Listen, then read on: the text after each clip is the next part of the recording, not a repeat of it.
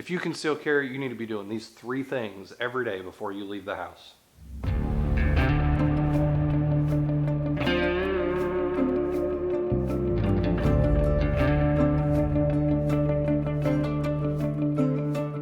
Hey guys, welcome back to Thinking Shooter. Before we get going, if you would, please hit that like button, hit the subscribe button, turn the notification bell on, and please leave a comment, tell me what you think of the video, and share this. Having a military background, we're super acronym happy, and we use acronyms for everything. So what did I do? I came up with an acronym to help me remember the 3 things I need to be doing before I leave the house. The acronym is C, B, and D. For those of you that are familiar with hemp products, you might have used CBD oil, so this should be a pretty easy one to remember. What it stands for is clothing consideration, batteries, and draws and dry fire. So let's break this down. The first one is clothing considerations. As you can see, this is what I wore today. Just some loose basketball shorts, a very thin, kind of tighter fitting shirt, and while it's comfortable, the problem is when I go to draw, it's kind of hard. I can't guarantee that every time I'm going to be able to grab my shirt or whatever because it's kind of thin and it sits real tight to me. Now, if I were wearing something more like this, shirt's a little bit heavier, yeah, a little bit thicker, yeah, but because it's heavier and thicker, it sits off my body a little bit more and it's easier to grab a hold of should I need to get to my gun. So that's something to consider, is think about the clothes that you're leaving the house in.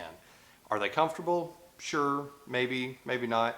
But can you get to your gun if you need to? Can you get to anything on your person? And on top of that, this one doesn't print near as bad as the other shirt that I was wearing.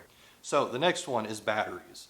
So what I want you to think about is, and yes, my pistol's cleared out.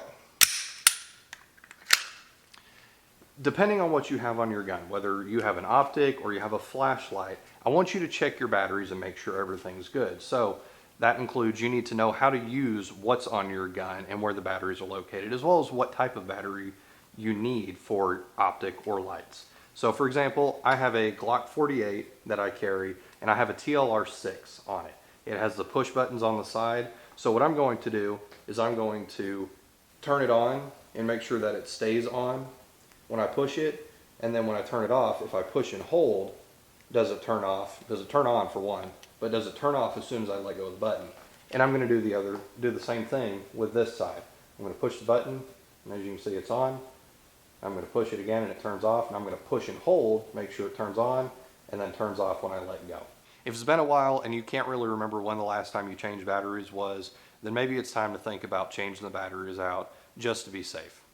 So the last one for CBD is draws and dry fire. Before we go too far into this, I do want to emphasize, always make sure you don't have any ammunition present around your person, your firearm, or your magazines when you're doing any type of dry training and you're not at a range.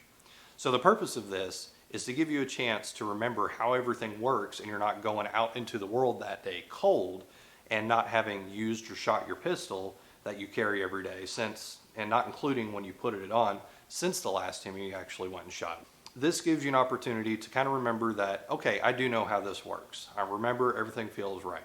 So how I want you to start is just get some draws in, nice and smooth, and then if you want, start speeding up.